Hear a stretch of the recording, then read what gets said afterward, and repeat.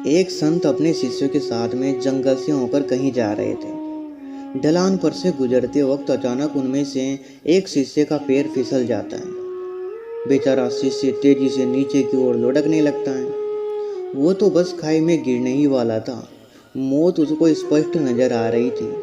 तभी उसके हाथ में एक बांस का पौधा आ गया। उसने लपक कर बांस के पौधे को मजबूती से पकड़ लिया और इस तरीके से वो खाई में गिरने से बच गया। तब जाकर उसकी जान में जान आई। उसकी जान बचाने के लिए वो बेचारा बांस धनुष की तरफ मुड़ गया। न तो वो जमीन से उखड़ा और न ही टूटा। वो लड़का बांस को मजबूती से पकड़कर लटक रहा था और सहायता की प्रतीक्षा कर रहा था कि गुरुजी और शिष्य आएंगे और उसे बचा लेंगे। और हुआ भी कुछ ऐसा ही। कुछ ही पल में उसके गुरु और शिष्य वहां पर सहायता के लिए आ गए। उन्होंने हाथ का सहारा देकर उस शिष्य को ऊपर की ओर खींच लिया और इस तरीके से उस शिष्य की जान बच गई। संत की संगति में रहता था वो, इसीलिए कृतज्ञता का भाव उसमें कूट कूट कर भरा हुआ था। तो जिसने उसकी जान बचाई थी उसका धन्यवाद तो करना ही चाहिए। उसने बांस के पौधे का हृदय से धन्यवाद किया। वो सोच रहा था कि बांस कितना परोपकारी है। गुरु के साथ वो आगे बढ़ चला। उसके मन में जो भाव चल रहे थे गुरु उन सबको पढ़ रहे थे। कुछ देर के बाद गुरु ने उस शिष्य से पूछा कि बेटे, तुमने उस बांस का आभार किया है, ये तो बहुत ही अच्छी बात है, कृतज्ञ होना भी चाहिए।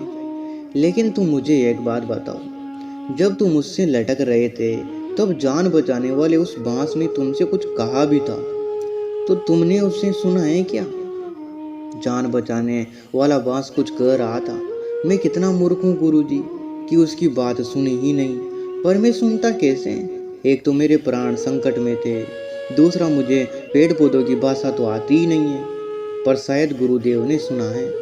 तो शिष्य ने कहा, नहीं गुरुजी, शायद प्राण संकट में थे, इसीलिए मैंने ध्यान नहीं दिया और मुझे पेड़ पौधों की भाषा तो समझ में ही नहीं आती। तो कृपया करके आप ही मुझे बता दीजिए, आप तो परम ज्ञानी हैं, तो आप ही मुझे बता दीजिए कि उस बांस ने मुझसे क्या कहा होगा। गुरुजी मुस्कुराए और बोले, खाई में गिरते समय तुमने जिस बांस को पकड़ लिया था वो पूरी तरीके से मुड़ गया था, फिर भी उसने तुम्हें सहारा दिया और तुम्हारी जान बचाई है। गुरुजी ने आगे बात बढ़ाई और कहा, बांस ने तुम्हारे लिए जो संदेश दिया है ना, वो मैं तुम्हें दिखाता हूँ। गुरु ने रास्ते में खड़े बांस के एक पौधे को खींचा और फिर छोड़ दिया। बांस लचक कर अपनी जगह पर वापस लौट गया। हमें बांस की इसी लचीलेपन की खूबी को अपनाना चाहिए। तेज हवाएं बांसों के झुरमुट को झकझोर कर उखाड़ने की कोशिश करती है, लेकिन वो आगे पीछे डोलता मजबूती से धरती में जमा रहता है। बांस ने तुम्हारे लिए यही संदेश भेजा है कि जीवन में जब भी मुश्किल दौर आए तो थोड़ा झुक जाना, विनम्र हो जाना, लेकिन टूटना नहीं, क्योंकि बुरा दौर निकलते ही पुनः अपनी स्थिति में दोबारा पहुंच सकते हो। शिष्य बड़े गौर से सुन रहे थे। गुरुजी ने आगे कहा, बांस न केवल हर तनाव को झेल पाता है, बल्कि यह उस तनाव को अपनी शक्ति बना लेता है और दुगनी गति से ऊपर उठता है। बांस ने कहा कि तुम अपने जीवन में इसी तरीके से लचीले बने रहो। गुरु ने शिष्य को आगे कहा कि पुत्र, पेड़ पौधों की भाषा मुझे भी नहीं आती। बेजुबान प्राणी हमें अपने आचरण से बहुत कुछ सिखाते हैं। दोस्तों, जरा सोचिए कितनी बड़ी बात है।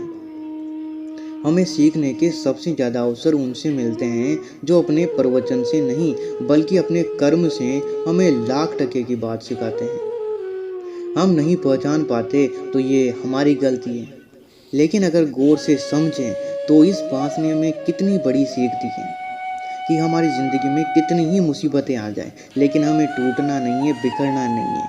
हाँ, उन मुश्किलों से हम झुक जरूर सकते हैं। हम सभी इंसान हैं, हम सभी को परेशानी आएगी तो हम झुक जाना है, कोई बात नहीं, लेकिन झुक कर ये नहीं समझना है कि हम टूट गए। नहीं, हमें वापस उसी बांस की तरह खड़ा हो जाना है, क्योंकि परिस्थितियाँ हर समय के लिए नहीं होती, वो बस कुछ ही समय के लिए आती है, जो कि थोड़ा सा हमें तड़पा कर चली भी जाती है।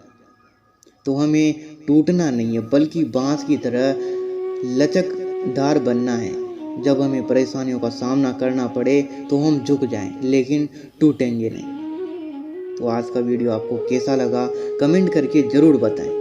बाकी इसी तरीके से वीडियो सुनने के लिए, देखने के लिए हमारे साथ ज़रूर बने रहें। मिलते हैं अब नेक्स्ट वीडियो में। तब तक के लिए आप अपनी ज़िंदगी में अच्छे से कर्म करते रहिए। धन्यवाद।